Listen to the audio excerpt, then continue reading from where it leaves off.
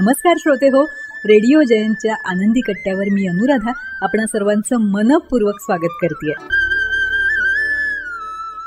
श्रोते हो, आजच्या आनंदी कट्ट्यावर एक छोटासा प्रसंग.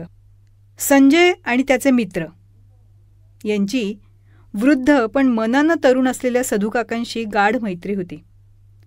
आज अभिजित वगळता सगळेजण खुशीत होते. काका म्हणाले, काय अभिजित, तू का गप्प गप्प?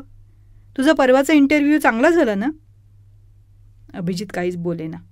काकांनी फारच आग्रह धरल्यानंतर सुजितनं अभिजितच्या हातातलं पत्र काकांना दिलं.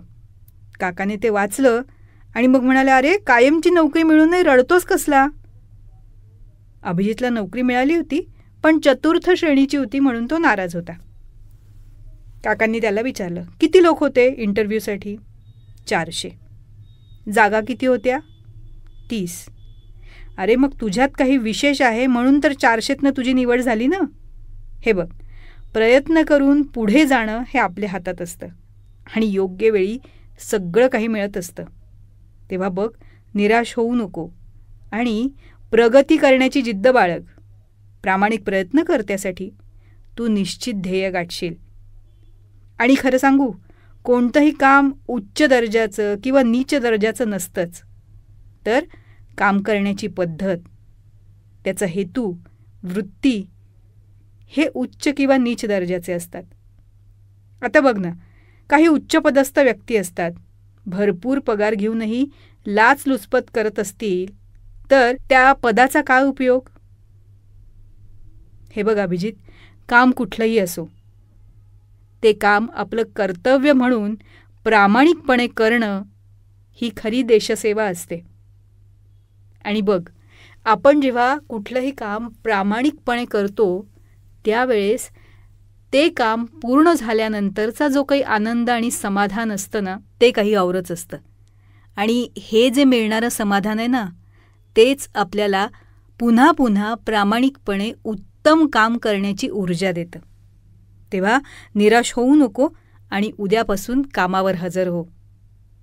अभिजितला काकांचा सल्ला पटला आणि खरंच काकांच्या या पॉझिटिव्ह विचारानं त्याच्यापर्यंतही पॉझिटिव्ह वाईब्स पोचल्या.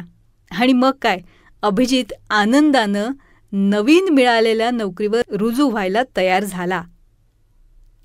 श्रोते हो, प्रसंग तसा छोटासाच आहे, पण त्यातून मिळणारा जो बोध आहे किंवा त्यातून मिळणारा जो विचार आहे तो खरंच खूप मोठा आहे. आपल्याला नेमून दिलेलं काम, आपल्या कामाची पद्धत आणि ते काम करण्यामागचा हेतू त्या कामाचा दर्जा ठरवत असतात. तेव्हा कुठलंही काम प्रामाणिकपणे करून ते प्रामाणिकपणे केल्याचा आनंद मिळवणं यापेक्षा मोठं समाधान नाही, हो ना? तर श्रोते हो, आजचा हा विचार तुम्हाला कसा वाटला याविषयी आम्हाला आपल्या प्रतिक्रिया जरूर कळवा. त्याचबरोबर रेडिओ जयंतनं चतुरस्त्र हा पॉडकास्ट सुरू केलेला आहे आणि या पॉडकास्टमध्ये प्राध्यापक, लेखक, कवी, नाटककार श्री रमेश कोटस्थाने यांच्याशी साधलेला दिलखुलास संवाद आपण बघणार आहात. या संवादाचे दोन्ही भाग आपण आपल्या चॅनलवर अपलोड केलेले आहेत, तेव्हा हे दोन्ही भाग जरूर बघा. ते तुम्हाला कसे वाटले याविषयीच्या प्रतिक्रिया नक्कीच आमच्या कमेंट बॉक्समध्ये लिहा. त्याचबरोबर श्री रमेश कोटस्थाने लिखित खुळा पाऊस या पुस्तकाचं अभिवाचनही रेडिओ जयंतवर उपलब्ध आहे.